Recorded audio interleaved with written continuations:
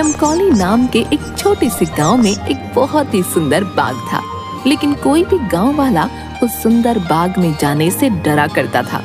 उनका मानना था कि वाली गुफा के अंदर से किसी जिन्न की आवाजें आती हैं, जो आते जाते लोगों को आवाजें देता है, जिससे गांव वाले बहुत डरा करते थे।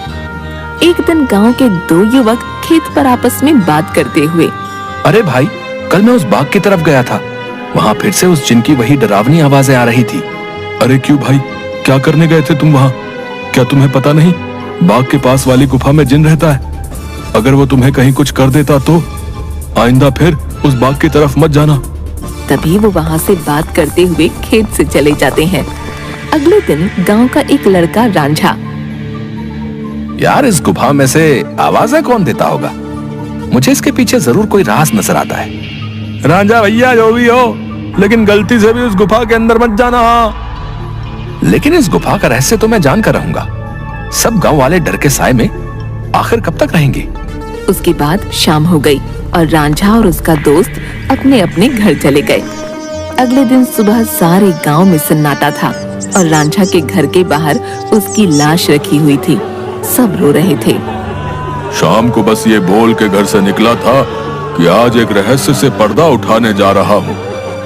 मेरे रांझा की बहादुरी उसे ले डूबी। हाय मेरा बच्चा। हो ना हो, ये उस गुफा वाले जिन ने ही किया है। हाँ। उसी गांव में धन्नू नाम का व्यक्ति रहता था, जो एक व्यापारी था। उसकी दो बेटियां थीं, रीमा और सीमा। उन दोनों को रंग बिरंगे फूलों का बहुत शौक था। बहुत दिन हो गए हैं, चलो आज हम गांव के बाग में चलते हैं। न जाने क्यों हमें बाबूजी उस बाग में जाने से मना करते हैं। इस पूरे गांव में एक वही जगह है जहाँ कितने सुंदर सुंदर फूल होते हैं। हाँ सीमा, वो बाग सच में बहुत सुंदर है। उस बाग में बहुत सुंदर सुंदर फूल होते हैं, लेकिन बाबूजी हमें जाने नहीं देते। वो कहते हैं गांव के बाग के उस पार एक गुफा है जो बहुत ही भयानक है, हमारा जाना वहाँ सही नहीं होगा। लेकिन गांव की रांझा भाई की मौत के बाद तो गुफा और ज्यादा डरावनी लगने लगी है। अरे रीमा, ये सब झूठी बातें हैं, मुझे नहीं लगता वहाँ ऐसा कुछ है। और वैसे भी गांव वालों ने उस जिन्न को देखा नहीं, बस उसकी आवाज ही सुनी है। अगर सच में वहाँ कोई जिन्न होता तो क्या गांव वालों के सामने नहीं आता? हाँ, बोल तो सही रही हो सीमा, मुझे भी लगता है कि वहाँ कुछ नहीं है। चलो ठीक है, हम दोनों कल ही बाग में जाएंगे और हो सके तो क्या पता रांझा भाई की मौत का राज भी पता चल जाए। हाँ, कुछ नहीं है, वहाँ हम दोनों सुबह चलेंगे, तब तुम खुद ही देख लेना। लेकिन बाबूजी हमें नहीं जाने देंगे सीमा। कल बाबूजी सुबह किसी काम से शहर जाएंगे, उनके जाते ही हम दोनों बाग में जाएंगे। रीमा अपना सिर हिलाती हुई ठीक है। इसके बाद दोनों बहनें अपने कमरे में जाकर सो जाती हैं। अगली सुबह,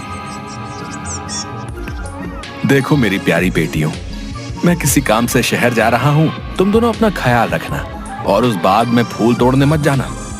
वो जगह अच्छी नहीं है, कोई भी गांव वाला वहां नहीं जाता। पता है ना, रांझा भी वहीं जाने से मारा गया था। हम दोनों बहनें उस बाग में नहीं जाएंगी। इसके बाद धन्नू वहां से चला जाता है। उसके जाते ही दोनों बहनें उस बाग की तरफ जाने लगती हैं कि तभी एक गांव का आदमी उन्हें देख लेता है। अरे सीमा और रीमा बिटिया, तुम इस बाग की तरफ कहाँ जा रही हो? क्या तुम्हें नहीं पता कि बाग की उस तरफ एक गुफा है जो बहुत ही डरावनी है? वहां से अक्सर किसी जिन की आवाज आती है। अरे काका, हम दोनों बस बाग में ही जा रहे हैं, वहाँ से कुछ फूल लेकर बस अभी आ जाएंगे। आप चिंता मत कीजिए, हम बाग के उस तरफ वाली गुफा में नहीं जाएंगे। चलो ठीक है बेटिया, लेकिन तुम दोनों शाम होने से पहले आ जाना। अच्छा, अब मैं चलता हूँ। इसके बाद वो आदमी वहाँ से चला जाता है। चलने पर सीमा और रीमा देखती हैं कि दो चोर आपस में बातें कर रहे होते हैं। अरे भाई, हम ये सही कर रहे हैं क्या? गांव वाले तो कहते हैं उस गुफा में एक जिन रहता है जो लोगों को आवाजें देता है। मुझे नहीं लगता है ऐसा कुछ है। वो गुफा गांव के सरपंच की है। मुझे तो लगता है उसमें बहुत सारा खजाना होगा। सब गांव वालों को डराने का बहाना है। बस चलो, चलकर आज देख ही डालते हैं। इसके बाद वो दोनों गुफा की ओर जाने लगते हैं। उन्हें गुफा की ओर जाता देख रीमा और सीमा भी उनके पीछे जाने लगती हैं कि तभी वो देखती हैं कि वो दोनों चोर गुफा के अंदर जाने ही वाले होते हैं कि वहाँ एक औरत आती है जो देखने में काफी भयानक होती है और उसके हाथ में एक टोकरी होती है जिसमें बहुत सारे रंग बिरंगे फल होते हैं। तभी वो औरत उन दो चोरों से कहती है, कहाँ जा रहे हो तुम दोनों? क्या तुम्हें पता नहीं इस गुफा में एक जिन्न रहता है? वो तुम्हें मार डालेगा। चले जाओ यहाँ से, चले जाओ। क्या कहा? जिन? अरे बाबा! कि तभी उस जिन्न की आवाज आती है, कौन है वहाँ? क्या कोई मुझे सुन पा रहा है? अंदर आओ, निकालो मुझे यहाँ से। जिन्न की ऐसी डरावनी आवाज सुनकर वो दोनों डर जाते हैं। अरे भैया भागो, इस गुफा के अंदर तो सच में कोई जिन है, भागो यहाँ से। और वो दोनों वहाँ से भाग जाते हैं। मैंने तो पहले ही कहा था, यहाँ अब दोबारा मत आना, वो तुम्हें जिंदा नहीं छोड़ेगा। ये सब रीमा और सीमा देख रही थीं कि तभी वहाँ रीमा और सीमा के सामने वो औरत आ जाती है जो देखने में काफी भयानक होती है, जिसके हाथ में बहुत सारे रंग बिरंगे फल होते हैं। कहाँ जा रही हो तुम दोनों? सीमा और रीमा डरते हुए, हम तो बस ऐसे ही बाग घूमने आए थे काकी, लेकिन आप यहाँ क्या कर रही हैं? मैं तो यहीं रहती हूँ, यही बाग मेरा घर है। तुम दोनों यहाँ से जल्दी चली जाओ, वरना वो जिन तुम्हें छोड़ेगा नहीं। जाओ यहाँ से। क्या सच में बाग के उस पार वाली गुफा में कोई जिन्न है काकी? हाँ, और वो बहुत खतरनाक है। तुम दोनों यहाँ से जल्दी चली जाओ। इसके बाद वो औरत वहाँ से चली जाती है। मुझे बहुत डर लग रहा है, अब मैं इसके आगे नहीं जाऊंगी। मुझे लगता है वो औरत सच बोल रही है, वो जिन्न हमें मार डालेगा। मैं नहीं जाऊंगी उस गुफा में। ठीक है, तो मेरा यही इंतजार करना। मैं सच जानना चाहती हूँ, क्या वाकई वो आवाज जिन्न की है या नहीं? इसलिए मैं तो गुफा के अंदर जा रही हूँ। तुम यहाँ से कहीं मत जाना, मैं जल्दी ही आ जाऊंगी। इसके बाद रीमा अकेले ही आगे चलती है।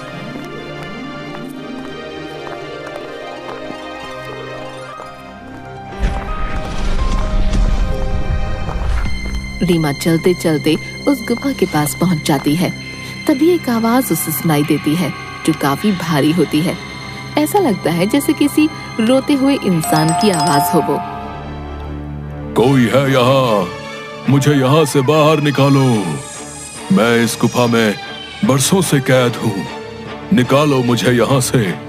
रीमा बड़ी हैरानी से वहीं खड़ी हो जाती है। कौन हो तुम और क्यों मुझे आवाज लगा रहे हो? क्या तुम वही जिन्न हो जिसके बारे में गांव वाले बात करते हैं? क्या सच में तुम यहाँ इस गुफा में हो? हाँ, मैं जिन हूँ। मैं कई सालों से इसी गुफा में कैद हूँ। मेरी सहायता करो लड़की, मेरी बात मानो। मैं तुम्हें कोई नुकसान नहीं पहुंचाऊंगा। तुम मुझे इस गुफा से आजाद कर सकती हो। इसके बाद मैं यहाँ से हमेशा के लिए चला जाऊंगा। मेरी सहायता करो। क्या सच में हमेशा के लिए तुम यहाँ से चले जाओगे? मैं तुम्हारी सहायता जरूर करूंगी। मुझे क्या करना होगा जिन? बताओ मुझे, मैं अवश्य ही करूंगी। तभी गुफा के दरवाजे खुलते हैं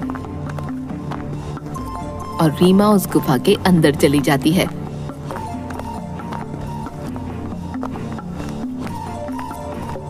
जैसे ही वो अंदर जाती है, एक बहुत बड़ी अजीब से जानवर की परछाई उसे नजर आती है जो देखने में बहुत ही डरावनी होती है। आओ लड़की, तुम्हारा जिन की इस गुफा में स्वागत है। मैं कई सालों से गुफा के बाहर आते जाते लोगों को आवाजें लगाता हूँ। सब गांव वाले डर कर भाग जाते हैं। कोई भी गांव वाला इस गुफा में आने की हिम्मत नहीं कर पाता। लेकिन तुम बहुत ही बहादुर लड़की हो जो इस गुफा में अकेली चली आई हो। क्या तुम जिन्न हो? लेकिन तुम मुझे दिखाई क्यों नहीं दे रहे हो? क्या तुम किसी को दिखाई नहीं दे सकते हो? नहीं, मैं जिन नहीं हूँ लड़की। मैं उस जिन की परछाई हूँ। वो जिन तो इस गुफा के कैद खाने में बरसों से कैद है। वो बाहर नहीं आ सकता है। मैं उसकी परछाई हूँ। परछाई? तुम मुझे ये बताओ कि वो जिन इस गुफा में कैद क्यों है? क्या जिन्न के इस गुफा में रिहा होने का कोई मार्ग नहीं है? मार्ग है लड़की, और तुम उस मार्ग तक पहुंच सकती हो। लेकिन इसके लिए तुम्हें इस गुफा के तहखाने में जिन के पास जाना होगा, वही जिन तुम्हें उसकी मुक्ति का राज बताएगा। जिसके बाद रीमा हाथ में जलती हुई एक आग की मशाल लेकर उस गुफा की ओर जाती है।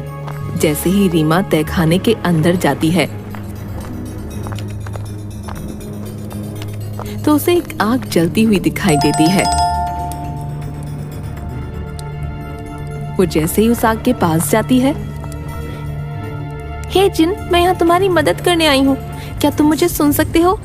उसे उस जिन्न की आवाज आती है। आओ बहादुर लड़की, मैं तुम्हारा ही इंतजार कर रहा हूँ। मैं जानता हूँ कि तुम ही मुझे इस गुफा से मुक्ति दिला सकती हो। तुम्हारा इस गुफा में स्वागत है लड़की।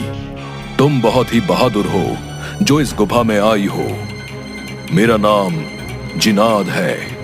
मैं यहाँ कई सालों से बंद हूँ। मेरे सामने आओ जिन्नात, मैं तुम्हें देखना चाहती हूँ। से जिन्नात उसके सामने आता है, जो बहुत ही डरावना होता है। एक बहुत ही भयानक सा दिखने वाला, जिसके सिर पर एक लंबी चोटी होती है जो काफी बड़ा होता है। रीमा के सामने वो आता है। उसे देखकर रीमा थोड़ा डर जाती है। देखो, तुम डरो मत लड़की, मैं तुम्हें कुछ नहीं करूंगा। मैं जानता हूं कि तुम मेरी मदद करने आई हो, लेकिन मेरी मदद करना इतना भी आसान नहीं है। तुम एक बार और सोच सकती हो। क्या तुम वाकई मेरी मदद करना चाहती हो? लेकिन मैं तुम्हारी मदद कैसे कर सकती हूँ, और तुम यहाँ कैद कैसे हुए? बताता हूँ। बहुत साल पहले इस गुफा में एक औरत रहती थी। वो बहुत गरीब थी। वो गुफा के बाहर वाले बाग से फल तोड़ा करती थी और उन्हें ही खाया करती थी।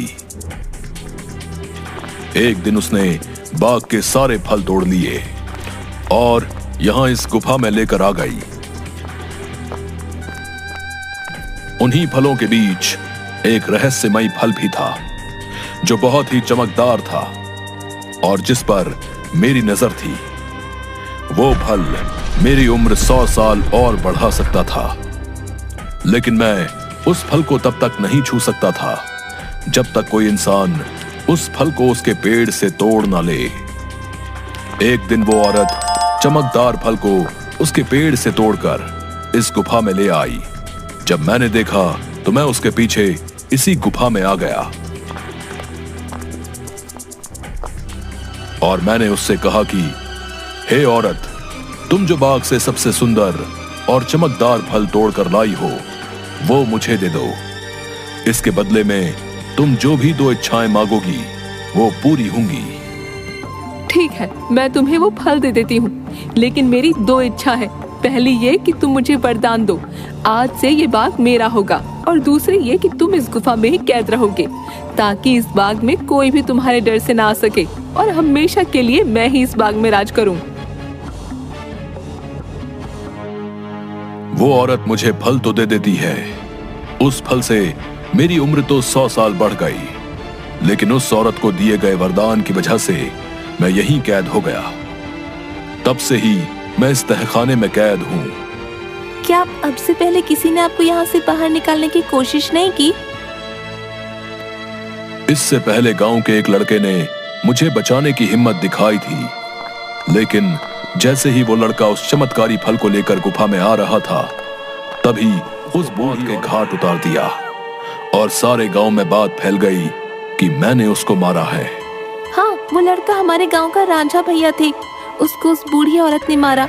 मैं आपको यहाँ से आजाद जरूर करवाऊंगी, लेकिन मुझे तुम्हें यहाँ से आजाद कराने के लिए करना क्या होगा? तुम्हें यहाँ से उस बाग में जाना होगा। वहां तुम्हें उस बाग में रहने वाली उसी औरत की झोपड़ी दिखेगी, जिसके कारण मैं इस गुफा में कैद हूँ। तुम्हें उसकी झोपड़ी में जाना होगा। वहां से तुम्हें सबसे सुंदर और चमकदार फल लाना होगा। मेरी मुक्ति का राज उस फल में ही कैद है। ध्यान रखना बहादुर लड़की, उस औरत की झोपड़ी में कोई नहीं जा सकता है। जब वो सो रही होगी, तुम्हें तब ही जाना होगा और उसकी फलों की टोकरी में से सबसे चमकता फल लेकर आना होगा। उसी फल में तुम्हें मेरी मुक्ति का राज मिलेगा, लेकिन तुम्हें यह काम बड़ी होशियारी से करना होगा। अगर उस औरत को पता चल गया तो वो तुम्हें जिंदा नहीं छोड़ेगी। ठीक है जिन, मैं तुम्हारे लिए वो चमकदार फल जरूर लेकर आऊंगी। मैं तुम्हारा इंतजार करूंगा, बहादुर लड़की। इसके बाद रीमा वहाँ से बाग में जाती है और उस औरत की झोपड़ी की ओर बढ़ने लगती है। रीमा देखती है कि उस औरत की झोपड़ी में कोई नहीं है। वो इधर उधर देखती है और उस झोपड़ी के अंदर चली जाती है। रीमा अंदर जाकर देखती है कि बहुत सारे फल उस औरत की झोपड़ी में रखे हैं। अरे ये तो कितने सारे फल हैं, लेकिन इन सब में कोई भी फल बहुत ज्यादा नहीं चमक रहा। तभी अचानक रीमा देखती है कि वही औरत अपनी झोपड़ी की तरफ आ रही है। ये देखते ही रीमा दरवाजे के पीछे छुप जाती है। वो औरत अपनी झोपड़ी में आती है और उसके हाथ में एक टोकरी होती है जिसमें बहुत सारे फल रखे होते हैं। वो अपनी टोकरी एक टेबल पर रख देती है और पास ही पड़ी चारपाई पर सो जाती है। ये देख थोड़ी देर बाद रीमा फलों की टोकरी में से सबसे चमकता फल देखती है। लगता है यही वो चमकदार फल है जिसके बारे में वो जिन बात कर रहा था। रुको लड़की, तुम मेरा ये जादुई फल लेकर कहाँ जा रही हो? मुझे मेरा फल वापस करो, वरना मैं तुम्हें यहाँ से नहीं जाने दूंगी। रीमा ये सुनकर डर जाती है। मुझे ये फल ले जाने दो काकी, मैं इस फल को उस जिन्न को देकर उसे उस गुफा से आजाद कराना चाहती हूँ, ताकि सारे गांव वाले बिना डरे यहाँ सकें। मुझे इस फल को लेकर जाने दो काकी। क्या कहा लड़की? तुम मेरी कई सालों की मेहनत पर पानी फेर देना चाहती हो? उस जिन्न के रिहा होते ही ये सब गाँव वाले मुझे इस बाग से निकाल देंगे। नहीं नहीं, मैं ऐसा नहीं होने दूंगी। मुझे ये चमकदार फल वापस करो। ये सुनकर रीमा वहाँ से उस फल को लेकर भागने लगती है और वो औरत भी उसके पीछे ही भागने लगती है।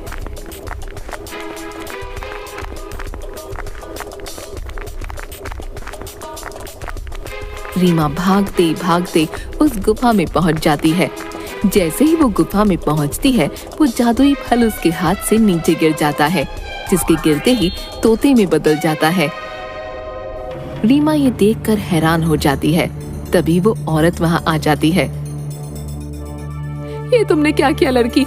इस जादुई फल को नीचे गिरा दिया और अब ये तोता तुम्हें उस जिन्न की आजादी का सबसे आखिरी रास्ता बताएगा। नहीं, मैं ऐसा नहीं होने दूंगी, मैं तुम्हें मार डालूंगी। वो औरत रीमा को जैसे ही अपने हाथों से मारने आगे बढ़ती है, वो औरत अचानक से आग में जलने लगती है,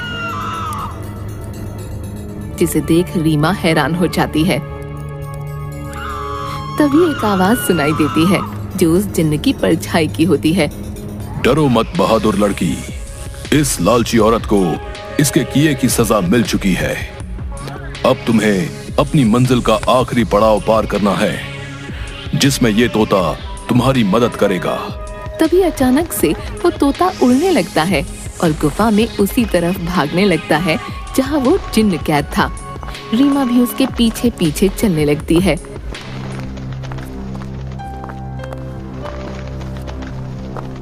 वो तोता एक छोटी सी खिड़की के पास जा बैठता है जो काफी चमक रही थी।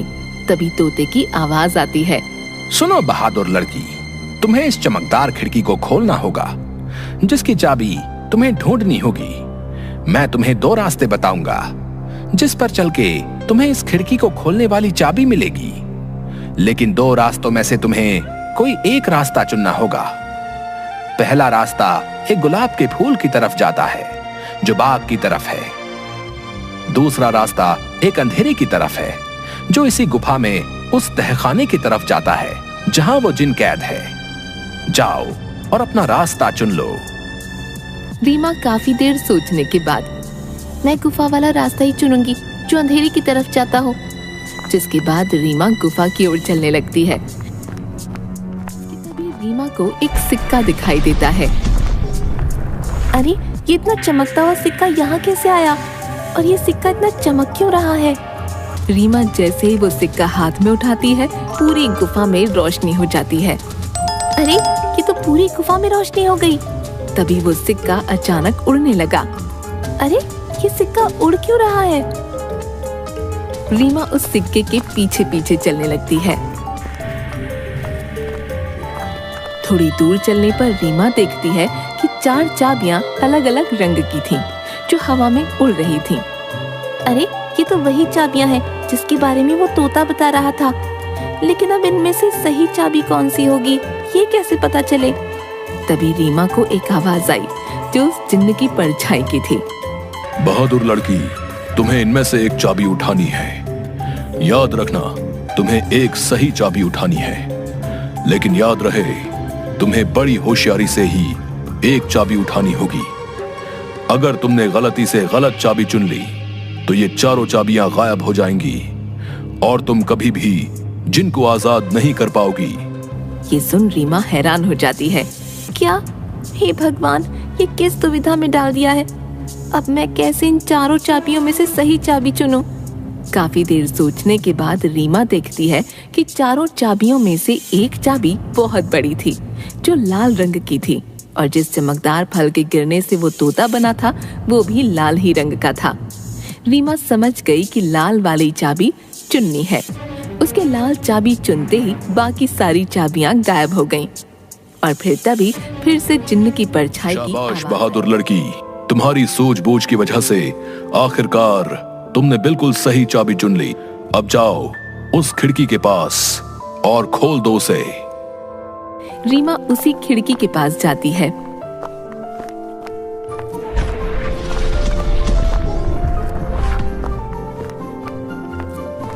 और देखती है कि अभी भी वो तोता उस खिड़की के पास ही बैठा था। ये देखो, मैं इस खिड़की की चाबी ले आई हूँ। तुम वाकई बहुत बहादुर हो लड़की। अब तुम इस चाबी से इस खिड़की को खोल दो। रीमा जैसे ही उस चाबी को खिड़की में लगाती है, खिड़की अचानक से खुल जाती है। रीमा देखती है उस खिड़की के बाहर बहुत रोशनी थी, जिसकी चारों तरफ बहुत सारे चमकदार फल चमक रहे थे और बहुत सारी तितलियां उनके पास मंडरा रही थीं। वो तोता उस खिड़की में उड़ता हुआ चला जाता है और तोता खिड़की के बाहर जाते ही उस जिन्न में बदल जाता है, जो कई सालों से गुफा में बंद था।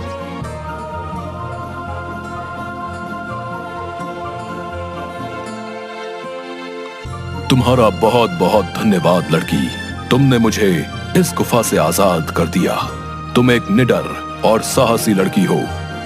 तुम जो भी मांगोगी मैं वो तुम्हें दूंगा। बोलो, क्या इच्छा है तुम्हारी? क्या सच में अब तुम आजाद हो गए हो? अब तुम इस गुफा में नहीं हो। अब सब गांव वाले यहाँ आ सकेंगे। मैं और मेरी बहन भी अब बाग में आ सकेंगे कभी भी। हाँ बहादुर लड़की, अब किसी को भी डरने की कोई जरूरत नहीं है। अब मैं इस गुफा से बाहर आ गया हूँ अपनी दुनिया में। अब मैं किसी को आवाजें नहीं दूंगा। तुम जब चाहो यहाँ आ सकती हो। तुम्हारी ही वजह से मैं आजाद हो पाया हूँ। तुम मुझसे जो भी मांगोगी मैं तुम्हें वही दूंगा। बोलो, क्या इच्छा है तुम्हारी? जिन, मैं कुछ नहीं मांगना चाहती हूँ, लेकिन अगर तुम सच में मेरी इच्छा पूरी करना चाहते हो तो गुफा के सामने वाले बाग से मुझे बहुत प्यार है। इसमें रंग बिरंगे फूल मुझे बहुत पसंद है। मैं चाहती हूँ कि ये बाग हमेशा ऐसे ही खिलखिलाता रहे, इसके फूल कभी न मुरझाएं। ठीक है बहादुर लड़की, तुम्हारी ये इच्छा जरूर पूरी करूंगा। अब ये बाग हमेशा यूं ही रहेगा, कभी भी मुरझाएगा नहीं। तुम अब जब भी इस बाग के फूलों को देखोगी तो ये हमेशा खिले रहेंगे। अच्छा, अब मैं हमेशा के लिए यहाँ से जा रहा हूँ। इसके बाद वो जिन्न गायब हो जाता है और खिड़की बंद हो जाती है। रीमा जब गुफा से बाहर निकलती है तो सब गांव वाले धन्नू और सीमा बाहर खड़े होते हैं।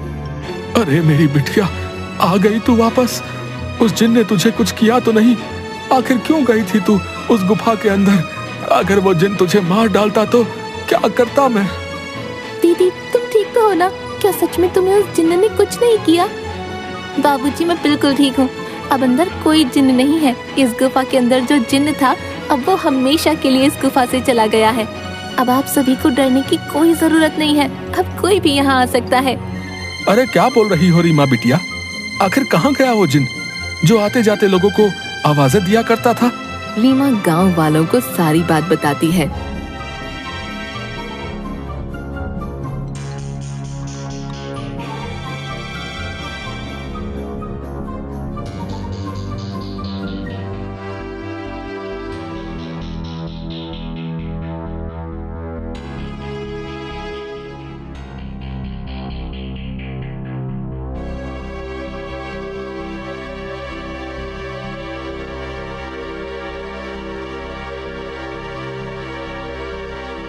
थोड़ी देर बाद गांव वाले बहुत खुश होते हैं और रीमा से बोलते हैं, अरे रीमा बिटिया, तुम तो सचमुच में बहुत बहादुर हो।